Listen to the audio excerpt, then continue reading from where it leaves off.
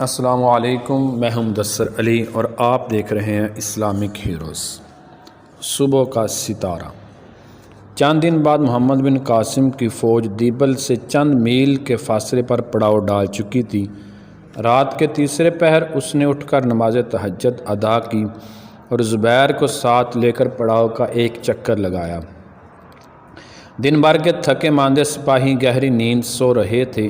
پہرہ دار اپنی اپنی جگہ پر چوکس کھڑے تھے۔ سمندر کی نمی سے خنک ہوا میں چند ساعتیں سونے کے بعد کی وجہ سے محمد بن قاسم اپنے اعضاء میں کسل محسوس کر رہا تھا۔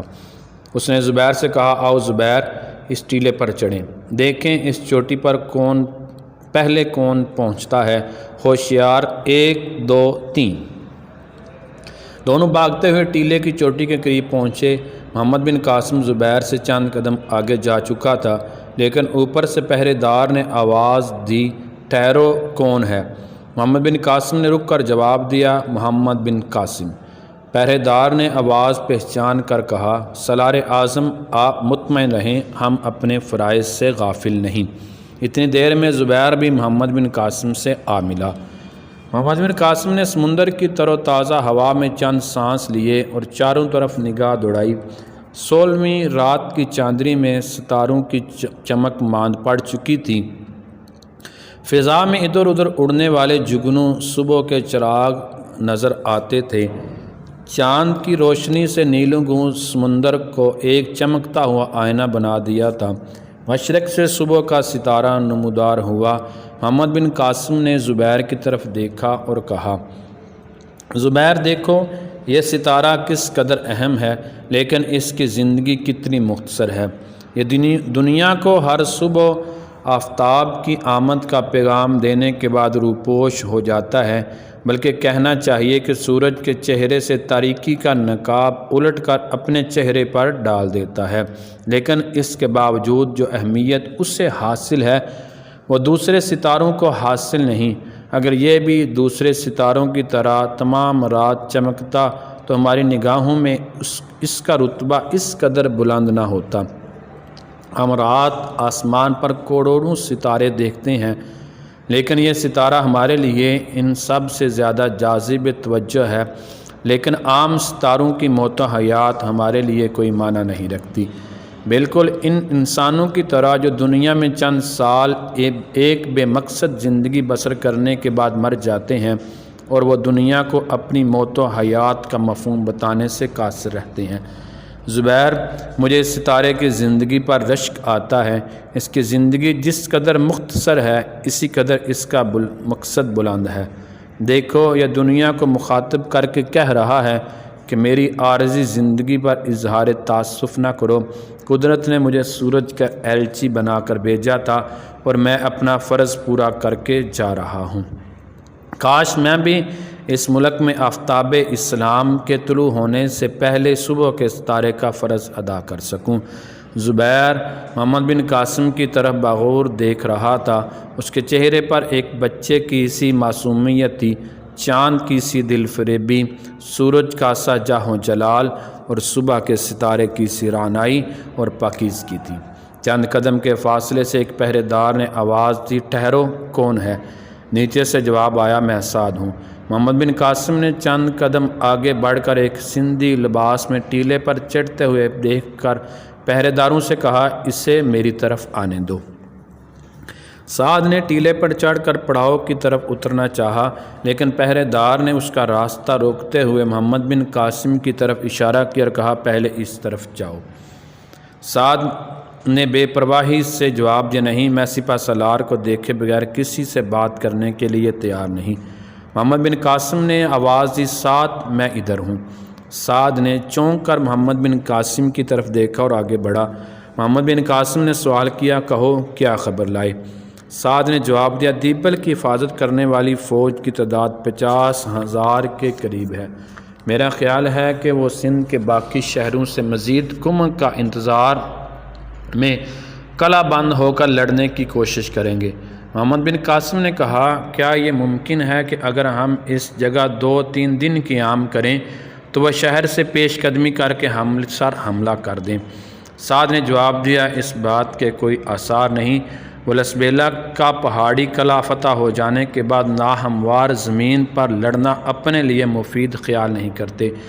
محمد بن قاسم نے کہا، تو ہمیں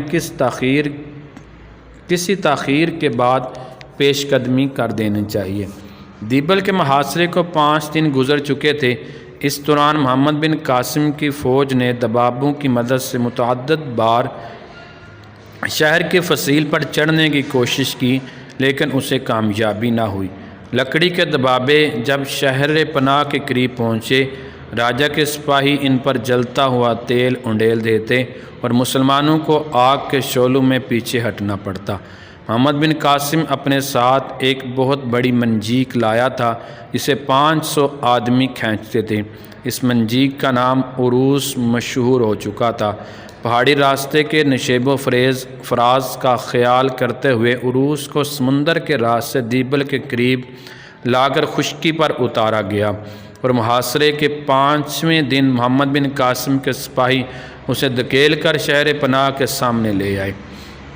اس سے قبل چھوٹی چھوٹی منجیکیں شہر کی فصیل کو چند مقامات سے کمزور کر چکی تھیں۔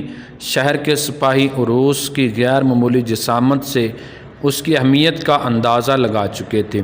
شام سے پہلے عروس سے چند وزنی پتھر شہر میں پھینکے گئے، اور راجا نے یہ محسوس کیا کہ دیبل کی مضبوط فصیل زیادہ عرصہ اس مہیب ہتھیار کے سامنے نہ ٹھہر سکے گی۔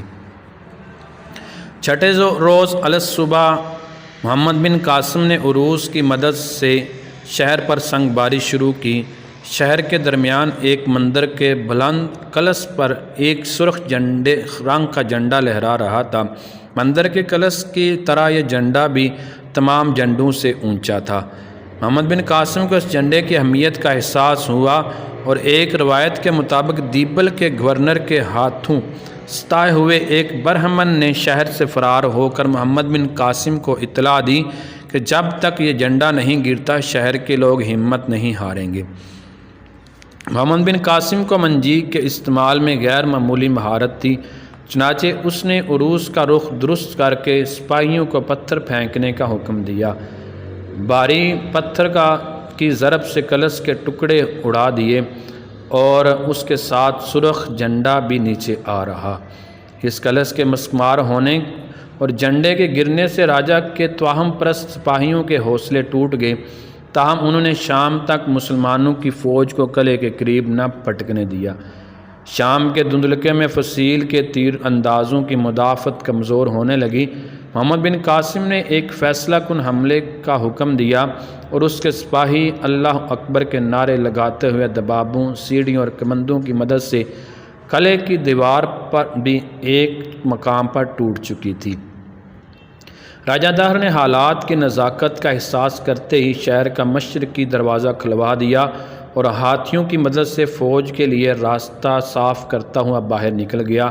مسلمان شہر پناہ کے چاروں طرف سے منقسم ہونے کی وجہ سے دروازے پر مؤثر مزاحمت نہ کر سکے۔ ہاتھی مشرقی دروازے کے سامنے سے ان کے مورچے توڑتے ہوئے آگے نکل گئے، اور ان کے پیچھے راجا کی 30,000 فوج لڑتی بڑھتی نکل گئی۔